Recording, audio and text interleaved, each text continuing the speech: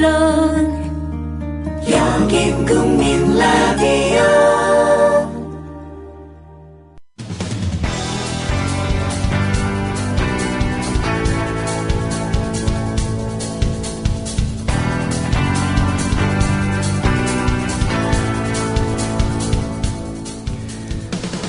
국민 라디오 뉴스트라다무스 듣고 계십니다. 계속해서 여의도 리포트 살펴보겠습니다. 오늘은 김효진 PD가 스튜디오에 직접 나왔습니다. 어서 오십시오. 네, 안녕하세요. 김효진입니다. 예, 새누리당 김무성 대표가 세월호 유가족 대책위 유경근 대변인에게 허위 사실 유포에 대한 사과를 요구했다고 하는데 이거 무슨 얘기입니까? 네, 김무성 대표가 오늘 오전 당 최고위원회의에서 유경근 대변인은 오늘 중으로 허위 사실 유포에 대해 사과하라. 오늘 중으로 공식 사과하지 않으면 법적인 조치를 취하겠다 이렇게 경고했습니다. 예. 무슨 얘기인가 하니 유경근 대변인이 최근 한 대학에 가서요. 이 세월호 특별법 문제에 관해 학생들하고 간담회를 했는데 이 자리에서 유경근 대변인이 왜 여당이 세월호 특별법안을 받아들이지 않느냐는 질문을 학생으로부터 받았다고 합니다. 이에 대해서 유경근 대변인이 새누리당 김무성 대표가 취임 후 이 일반인 희생자 유가족들과 만나서 특별법 조사위에 수사권과 기소권을 줄 수 없는 이유가 있다며 종이 한 장을 꺼내 청와대라는 글자를 써서 보여줬다는 얘기를 들었다. 이런 언급을 했다는 겁니다. 예. 한마디로 유경근 대변인이 결국은 새누리당이 청와대의 입김 때문에 유가족들이 주장하는 세월호 특별법을 받아들이지 않고 있다. 이런 의혹을 제기했다는 겁니다. 예. 그러면은 김무성 대표의 주장은 유경근 대변인의 말이 사실과 다르고 자신은 그런 행동 한 적 없다. 이렇게 주장을 하는 겁니까? 네, 그렇습니다. 김무성 대표는 저는 일반인 유가족들을 만난 적이 없다. 그런 발언을 한 일이 없다면서 일반인 유가족들도 저를 만난 사실이 전혀 없다고 해명을 요구했는데 유경근 대변인의 답변이 아직까지 없는 모양이다 이렇게 말을 했습니다. 그러면서 김무성 대표는 나라에 안 좋은 일이 생길 때마다 좋지 않은 생각으로 유언 비어를 무책임하게 퍼뜨려서 사회 혼란을 조장하는 일이 있어서 여러 가지 사회 문제가 야기되고 있다 이렇게 비판도 했습니다. 물론 박근혜 대통령이 공식적으로 세월호 특별법 가이드라인을 제시하는 등 실질에 있어서 청와대의 영향은 확인된 사실 아니겠습니까? 예. 그럼에도 불구하고 이와는 별개로 문제의 소지는 있는 듯합니다. 한편으로는 그런데 이 집권 여당의 대표가 이 국가적 참사의 피해자들을 만나보지도 않았다는 게 자랑도 아니고요, 사실은. 근데 이런 얘기를 주장하고 있는 모습 자체가 조금 씁쓸하기도 합니다. 예. 국회 의사일정 얘기 한번 해보겠습니다. 네. 네, 새누리당은 일단 애초에 이제 26일로 못을 박지 않았습니까? 네. 내일 본회의를 예정대로 강행한다. 이 원칙을 재확인했죠. 네, 그렇습니다. 김무성 대표는 앞서 말씀드린 그 최고위에서 내일 본회의는 국회 의사일정에 따라서 꼭 열려야 한다. 국회는 여야가 함께하는 자리인 만큼 새누리당 단독 개최는 가장 피하고 싶은 최후의 선택이긴 하지만 민생 경제에 대한 무한 책임이 있는 집권 여당으로서 우리가 할 일을 해야 한다 이렇게 말을 했습니다. 예. 이완구 원내대표, 김태호 최고위원 등도 비슷한 입장들을 쭉 밝혔습니다. 예. 그러면은 새정치민주연합은 어떤 입장입니까? 새정치연합은 이미 어제 그 본회의를 며칠만 미루자고 새누리당에 요청을 해둔 것으로 알려진 그런 상황이죠. 예. 문희상 비상대책위원장은 다음 주 초에 본회의에 참여를 해서 법안들을 통과시키는 방안을 구상 중인 것으로 지금까지는 알려져 있습니다. 새정치연합은 현재 나름대로 이 세월호 특별법하고 의사일정 정상화를 위한 투트랙 협상 전략을 세우고 양측과 꾸준히 물밑 접촉 중인 것으로 전해졌습니다. 일단 이와 관련해서 새정치연합 이석현 국회 부의장이 오늘 오전 당 정책조정회의에서 정의화 의장에게 26일 그러니까 내일 본회의를 소집하지 말아달라고 요청했다 이렇게 밝혔습니다. 예. 새정치연합은 회의 뒤에 의장실을 방문해서 이런 뜻을 전했고요. 아마도 오늘 오후부터 내일 사이 그리고 이어지는 이번 주말과 휴일까지가 세월호 특별법 제정 그리고 국회 의사일정 정상화의 최대 고비가 되지 않을까 싶습니다. 예. 그리고 새누리당 얘기를 조금 더 해보겠습니다. 요즘 그 새누리당 지도부와 중진들 사이에서 박근혜 대통령을 정면으로 반박하는 목소리가 본물 터진 데 들려오는데 뭐 레인덕이라고까지 규정하기는 좀 이른 감이 있습니다만 뭔가 변화 조짐이 있는 건 분명해 보이죠. 네, 그렇습니다. 자, 이런 얘기 한번 같이 들어보시죠. 해경을 완전히 해체하는 것이 국민을 납득시킬 수 있겠는가? 증세를 하면서 증세가 아니라고 하면 누가 믿겠나? 시대의 요구를 담아내는 개헌이 필요한 시기다. 예, 언뜻 들으면 새정치연합 내지는 야권의 어느 정당에서 나온 얘기를 같습니다만 사실은 이게 어제 새누리당 최고위원 중진 연석회의에서 나온 얘기들입니다. 발언들이 박근혜 대통령에 대한 이 비판과 성토 일색이죠.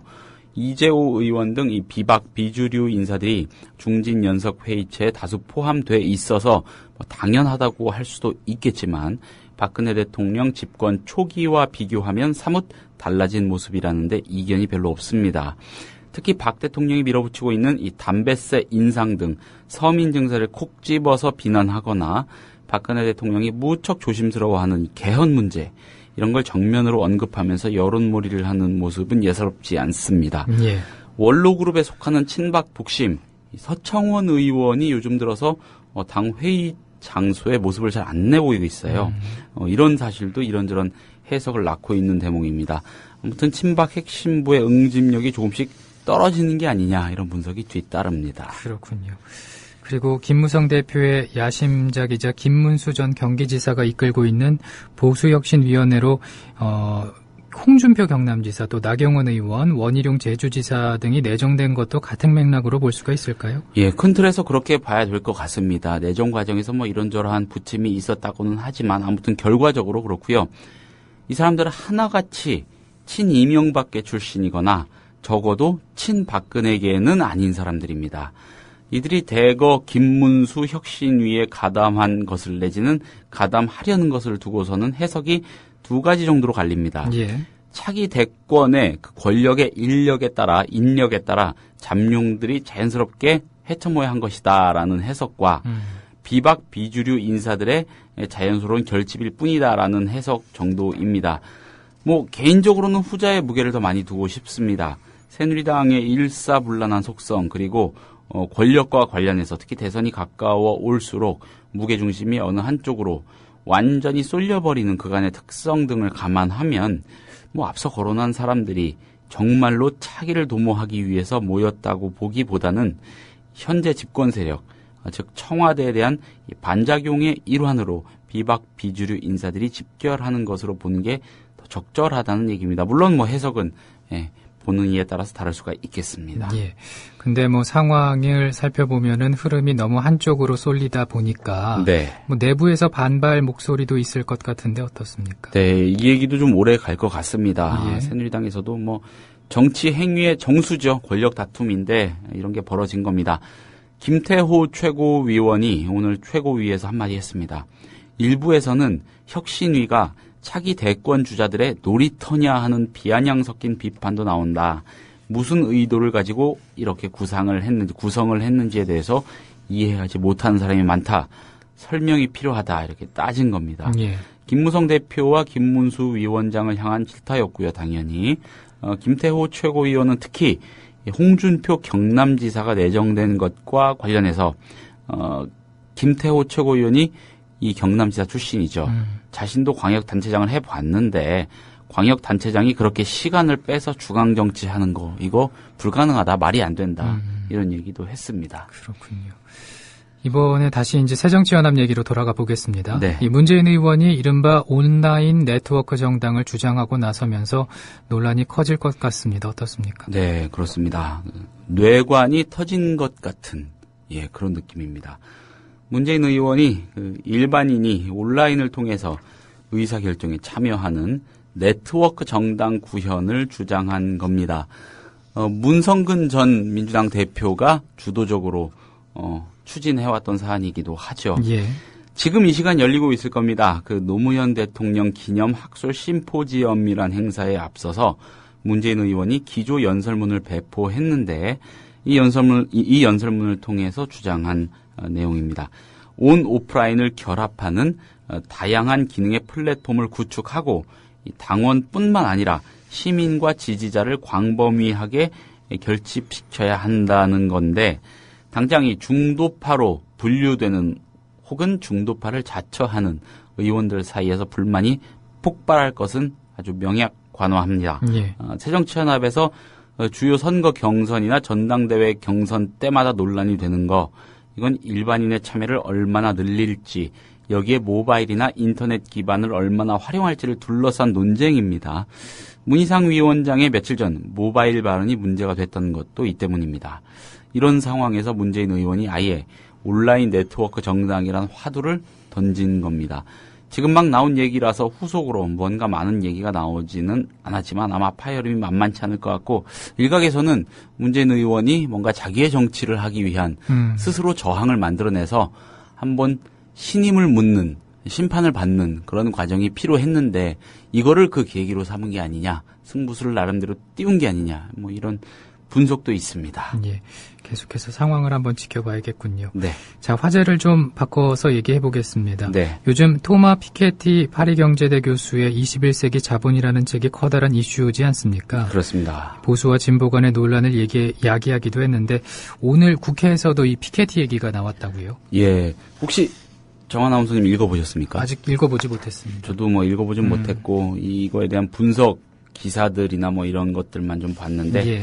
아무튼 뭐 대단한 책인 것 같습니다. 피케티 열풍이라는 말이 생길 정도로 요즘 토마 피케티 교수와 그의 저서 21세기 자본이 각광을 받고 있습니다. 세계 주요 국가의 지난 수십 년간의 재무 상황 분석을 통해서 그러니까 한마디로 국가 재무제표를 분석한 거라고 하더라고요. 예, 예. 그래서 자본이 돈을 버는 속도를 경제 성장이 쫓아가지 못하고 있다. 즉 돈이 돈을 먹는 속도가 너무 빠르다. 그래서 부가 상위 1%로 집중된다는 주장이 담긴 책인데 피케티 교수가 방한해서 우리의 공교육 문제 등을 거론하며 화제가 논란으로 바뀐 상황입니다. 예. 새정치연합 우윤근 정책위 의장이 관심이 아주 많은가 봅니다. 오늘 오전에 정책조정회의에서 피케티 얘기를 안 할 수 없다 이렇게 오늘 뗀 다음에 비교적 긴 얘기를 쏟아냈습니다. 몇 대목만 소개해보자면 우윤근 위원장은 특히 피케티 교수는 이런 현상의 해결책으로 누진적 소득세율 대폭 인상 등을 주장했다 이렇게 지적하면서 한국 사회에 피케티의 메시지가 울림을 주고 있다고 말했습니다. 그러면서 우윤근 정책위 의장은 새누리당과 박근혜 대통령을 향해서 세수 부족을 이 서민과 중산층을 통해 채우려는 시도를 중단하라. 부자 감세와 서민 증세에 반대한다고 거듭 주장을 했습니다. 오늘 아침에는 새정치연합 이 정책위원회 주최로 피케티 현상과 한국의 불평등이라는 조찬 강연회도 열렸습니다. 예. 뭐 얘기 나온 김에 조금 더 이어가 보자면 사실 이 피케티의 21세기 자본은 굉장한 문제작이라고 보는 게 맞을 것 같습니다. 그 치밀한 통계 분석을 통해서 거대 담론을 제시했다는 점 이걸 바탕으로 해외 많은 석학들로부터 극찬을 받고요. 뭐 일각에서는 자본론과 공산당 선언 이후 진보 이론의 획을 그을 가장 중대한 책이라는 경제학 책이라는 평가도 받고 있습니다. 그런데 다른 쪽에서는 특히 우리나라에서는 비판의 목소리가 큽니다. 피케티 교수가 방한을 해서요.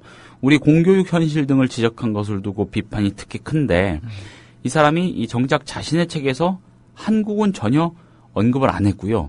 특별히 연구한 적도 없다고 합니다. 예, 예. 경제적으로 아직 개발도상국의 단계를 완벽히 벗어나지 못한 우리 현실에 피케티의 논리를 그대로 적용하는 건 무리라는 지적도 있고요. 아무튼 그런 논란을 떠나서 부의 불평등에 대한 매우 구체적이고 통계적인 차원의 화두를 전 세계에 제시했다는 점은 분명해 보입니다. 예, 정말 그 생각해 볼 점을 알려준 것 같습니다. 네. 오늘 말씀 고맙습니다. 네, 고맙습니다. 지금까지 김효진 PD였습니다.